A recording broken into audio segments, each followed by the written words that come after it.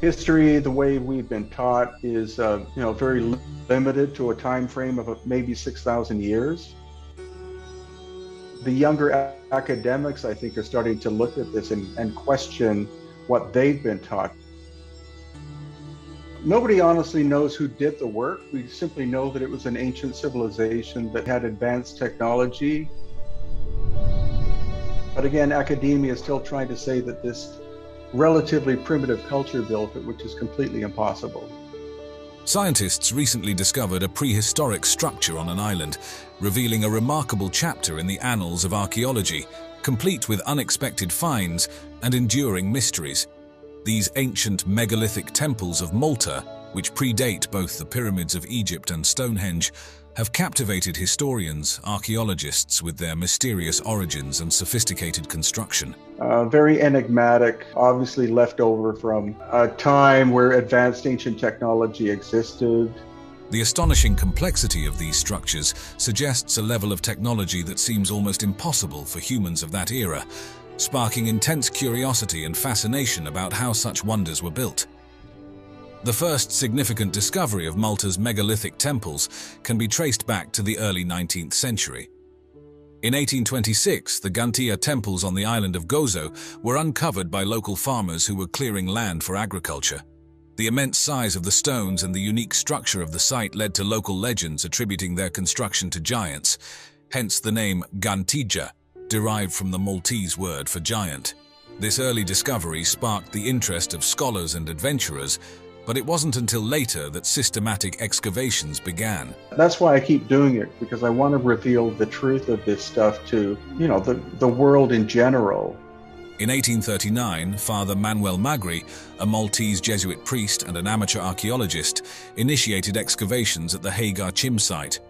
Magri's work, though not documented with modern precision, laid the groundwork for future archaeological efforts. His findings highlighted the sophistication of the temple builders, bringing to light intricately carved stone blocks and various artifacts. The most influential figure in the systematic study of these temples was Sir Temi Zamit, a Maltese archaeologist and the first director of the National Museum of Archaeology in Valletta.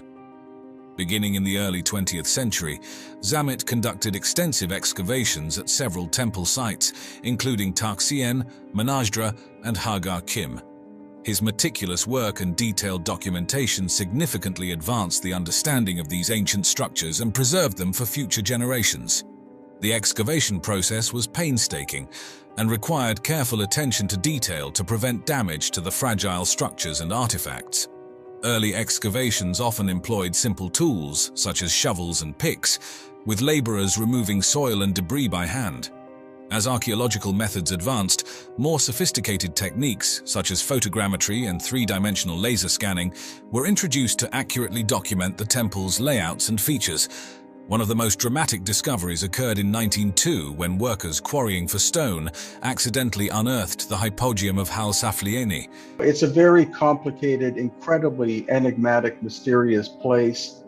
This subterranean complex, carved directly into the rock, revealed an intricate network of chambers and passageways, providing a unique glimpse into the spiritual and burial practices of Malta's ancient inhabitants. The Hypogeum's discovery underscored the complexity and scale of Maltese megalithic architecture, with its multiple levels and finely carved interiors. From the outset, the discovery of Malta's megalithic temples was shrouded in mystery. The sheer age of the structures, some dating back to around 3,600 BCE, challenged existing notions about the capabilities of prehistoric societies.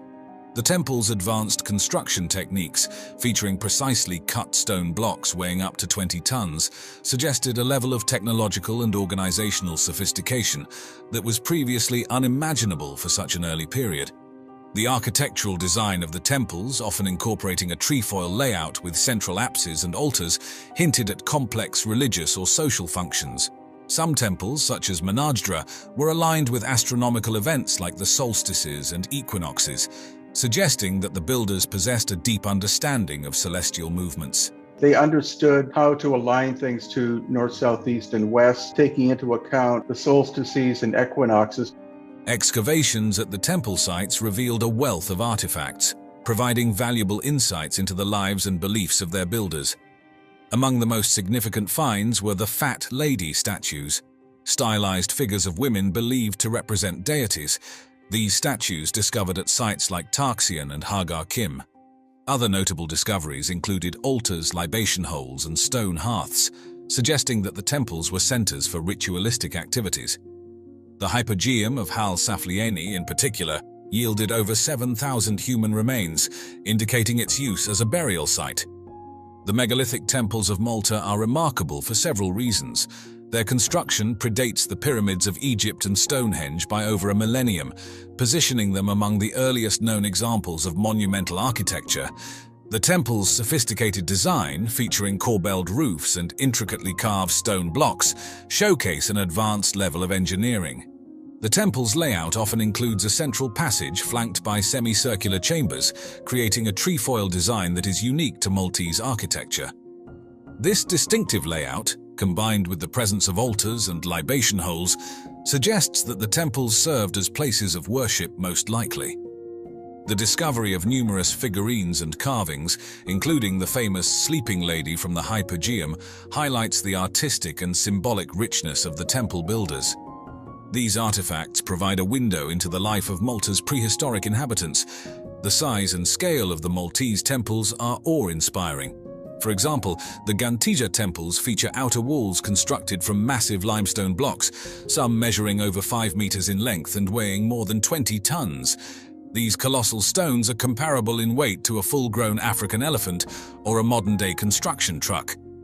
The interiors of the temples are equally impressive, with large apses and intricately constructed corbelled roofs.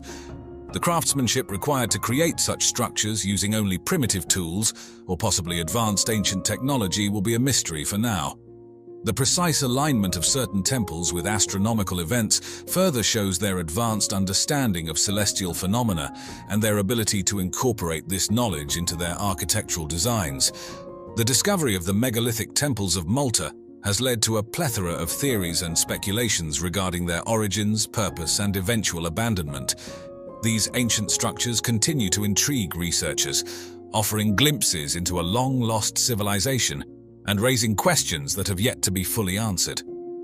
One of the most intriguing aspects of the Maltese temples is the question of who built them. Recent genetic studies have suggested that the temple builders were not direct ancestors of modern Maltese people, indicating that they may have been a distinct population with unique genetic traits. This discovery has led to various theories about their origins. One compelling hypothesis is that the builders came from nearby Sicily or other parts of the Mediterranean, bringing with them advanced knowledge of construction and agriculture. This theory is supported by the similarities in pottery styles and construction techniques found across the region. The genetic differences between the ancient temple builders and modern Maltese people raise further questions about the migrations and interactions of prehistoric populations in the Mediterranean. Equally mysterious is the sudden abandonment of the temples around 2500 BCE. Various theories have been proposed to explain this abrupt end. One theory suggests that environmental changes such as severe drought or soil depletion could have made the island less hospitable, forcing the inhabitants to leave. Another theory posits that social upheaval or external invasion might have led to the decline of this once thriving civilization. The lack of clear evidence leaves room for much speculation. Some researchers suggest that a catastrophic event, such as an earthquake or tsunami, might have played a role. Others believe that changes in religious or cultural practices could have led to the temples falling out of use. The sudden disappearance of the temple-building culture remains one of the most enduring mysteries of Maltese prehistory. The purpose of the megalithic temples remains one of the most debated topics among scholars. While it is widely accepted that they had a religious function, the exact nature of this function is still unclear. One theory proposes that the temples served as astronomical observatories. The alignment of certain temples with solar and lunar events suggests that they could have been used to mark the passage of time and the changing seasons, playing a crucial role in agricultural practices. This astronomical alignment would have required precise observations and a deep understanding of celestial movements. The temples of Malta share several intriguing similarities with other megalithic sites across Europe, such as Stonehenge and the Karnak stones in France. These coincidences have led some to speculate about a pan-European megalithic culture that shared knowledge and religious practices across vast distances. One particularly interesting theory is the idea that the temples were part of a prehistoric global grid of sacred sites, aligned according to geometric and astronomical principles. Proponents of this theory suggest that ancient builders had a profound understanding of the Earth's energies and constructed their temples to harness and amplify these forces. This theory, while speculative, highlights the potential interconnectedness of ancient cultures and their shared knowledge of astronomy and architecture. In addition to the main temple sites, several other significant discoveries have been made in Malta and Gozo. For example, the Zagra stone circle, also on Gozo, is an ancient burial complex that has yielded numerous human remains and artifacts, providing further evidence of the island's rich prehistoric culture. The stone circle's complex layout and the presence of burial chambers suggest that it played an important role in the ritual and social life of the ancient Maltese. The discovery of cart ruts, parallel grooves carved into the rock, across Malta and Gozo adds another layer of mystery. These ruts, whose purpose remains uncertain, have sparked various theories, ranging from transportation tracks to ceremonial pathways. The precise function and origin of these cart ruts continue to puzzle researchers, adding to the enigmatic nature of Malta's prehistoric. And while we're on the subject of Southeast Asia, where something very interesting has recently rocked the world of archaeology. It's another Göbekli Tepe, if you like. It is a piece of hard evidence that is rewriting history. He says it's a strong case, but not an easy case. We're up against the world's belief. Nan Madol, often dubbed the Venice of the Pacific, is a captivating archaeological site located off the southeast coast of Pohnpei in the Federated States of Micronesia. This complex of artificial islands linked by a network of canals stands as a testament to the engineering marvel of ancient Pacific island civilization. The historical context and discovery of Nan Madol stretch through several phases, from early European documentation to extensive scientific studies, unraveling the mysteries of this mysterious site. The first known European to document Nan Madol was Fyodor Litka, a Russian navigator and explorer. During his 1828 voyage in the Pacific, part of a broader Russian initiative to explore and understand the region, Litka encountered the massive stone ruins on a series of artificial islets. He described them as an engineering feat unparalleled in the Pacific Islands. Nan Madol's location off Pohnpei made it a significant discovery, highlighting a site that reflected extensive knowledge and influence across the Pacific Ocean during that era. The real focus on Nan Madol's archaeological significance began with the German colonial administration's takeover of the Caroline Islands.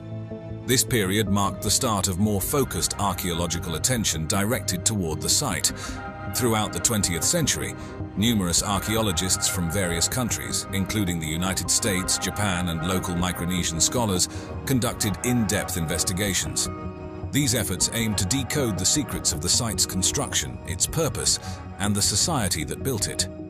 Researchers delved into the architecture, artifacts, and human remains found across the approximately 92 artificial islets, seeking insights into the social structure, religious practices, and daily life of its past inhabitants. This detailed archaeological work, which began earnestly in the early 1900s, continues into the 21st century, striving to document and preserve this unique cultural heritage site and understand the development of complex societies in the Pacific. In recent years, the Japanese government has stepped in to assist financially with the preservation and study of Nan Madol, recognizing its regional heritage and historical significance. This contribution underscores the site's importance and aids in ongoing research and conservation efforts. Moreover, in 2016, Nan Madol was designated as a UNESCO World Heritage Site, bringing international attention and resources to its preservation efforts. This designation has been pivotal in enhancing the site's management and conservation, ensuring that Nan Madol remains preserved for future generations. The involvement of local scholars and the Pohnpeian community has been crucial in bridging the gap between past and present. Their knowledge of oral histories and traditional practices has enriched the archaeological data, providing a deeper understanding of Nan Madol's historical and cultural context. This local engagement not only supports scientific inquiry, but also ensures that the heritage of Nan Madol continues to be a living part of the community's identity and history. One of the most thought-provoking and mysterious aspects of Nan Madol is the legend surrounding its construction, particularly the origin story of the Sordeleur dynasty. According to local Pohnpeian folklore, the founders of Nan Madol were two brothers, Olosopa and Olosipa, who came from somewhere in the west or northwest, guided by a flying dragon. These brothers were not just ordinary men, but were skilled in sorcery and possessed the mystical ability to command spirits and elements. The brothers initially sought to build an altar on Pohnpei to worship Nanison, the god of agriculture, by using a massive floating stone brought from another island. After several failed attempts and the death of the elder brother Olosopa, the younger brother Olosipa succeeded in creating Nan Madol by magically flying in the huge basalt stones and commanding them to stack themselves. This narrative infuses the site with a deep mystical significance, suggesting that the city was more than a political and ceremonial center, but also a place imbued with supernatural power. This legend raises provocative questions about the intersection of mythology and technology in ancient societies. How did such stories influence the construction and organization of Nan Madol? Were these legends an attempt to rationalize the extraordinary engineering feats achieved with the resources and knowledge available at the time? Or do they point to something deeper? Building on our previous discussion of Nan Madol's history, it's equally fascinating to delve into the architectural and engineering feats that define this ancient marvel. Nan Madol's construction not only displays extraordinary prehistoric engineering prowess, but also aligns with the complexities seen in some of the most famous ancient sites worldwide. The design and execution demonstrate a sophisticated knowledge of architecture, logistics, and natural resource management that is impressive even by contemporary standards. The engineering challenges began with establishing a stable foundation directly on coral reefs, a challenging environment due to the soft, unstable substrate and exposure to tidal fluctuations. To overcome these challenges, builders constructed nearly 100 artificial islets across more than 200 acres, meticulously positioning huge stones on the shallow reef to withstand the forces of the ocean. The primary building material was columnar basalt, chosen for its natural, pillar-like formation. The largest of these stones could measure up to 7.5 meters in length and weigh up to 50 tons, roughly the equivalent of a fully loaded tractor trailer or a large modern tank. The total volume of basalt and coral fill used in creating the islets is estimated to be in the hundreds of thousands of cubic meters. Transporting and positioning such immense volumes required not only significant labor but also precise planning. One of the site's greatest mysteries is how these massive basalt logs were moved several kilometers without the use of wheels, a technology not known to exist in prehistoric Micronesian cultures. An interesting theory suggests that the builders might have utilized the buoyant properties of bamboo rafts to float these massive stones across the lagoon, a method that would have alleviated weight issues and provided a feasible means to transport heavy loads across water. The construction of Nan Madol shares some intriguing parallels with other monumental projects like the Great Wall of China, which also required adapting construction techniques to challenging environments. Both the Great Wall and Nan Madol showcase the ingenuity of their respective builders in using available materials and innovative methods to overcome environmental challenges. Another fascinating theory about Nan Madol involves the potential use of a natural cement or geopolymer, similar to methods speculated to have been used in the construction of the Egyptian pyramids. While there is no direct evidence for this at Nan Madol, the precision fit of the stones suggests that some form of binding agent might have been employed to secure the structures against the forces of the tide. As previously mentioned, Nan Madol was meticulously planned as a series of approximately 100 artificial islets spread across more than 200 acres of a tidal lagoon. These islets were connected by a network of canals serving dual purposes.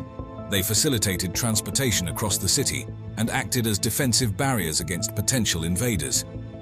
This strategic use of the aquatic environment for defense can be likened to ancient moated structures but executed on a far grander scale.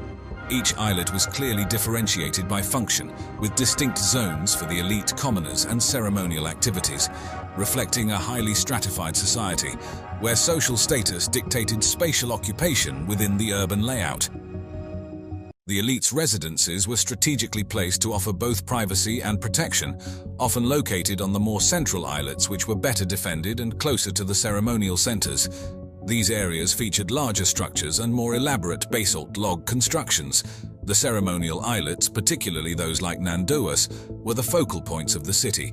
Nan Madol itself is an engineering marvel, featuring walls over 8 meters high and 5 meters thick, constructed entirely from huge basalt logs.